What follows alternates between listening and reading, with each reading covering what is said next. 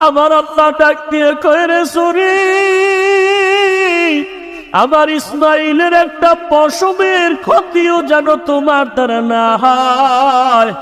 আল্লাহর হুকুমে সূরি কোনো কার্যকারিতা করে না, একটা পশমও কাটে না। ইব্রাহিম নবী এবার পাথরের উপর আঘাত করলেন, ছুরি দিয়া পাথরটা আলাদা হয়ে গেল। ইসমাইলের ডাক দিয়ে কয় বাবা, এইবার ফাইনাল রেডি হও, তোমার জবাই করার সময় রক্ত আমার হাতে না লাগা পর্যন্ত ছুরি চালাইতেই থাকবো, না হয় আমি ছুরি চালানো বন্ধ করব না। এবার ইসমাইলকে শেষবারের মতো শোয়াইয়া ছুরি যখন চালাবে, রক্ত হাতে না লাগা পর্যন্ত ছুরি চালানো বন্ধ করবে না বলিয়া ইব্রাহিম নবী নিয়ত করে ফেললেন। ইসমাইলকে শোয়াইয়া দিলেন, আর যখন ছুরি চালাবে, আল্লাহ পাক রব্বুল আলামিনের কুদরতি অন্তরে এত মায়া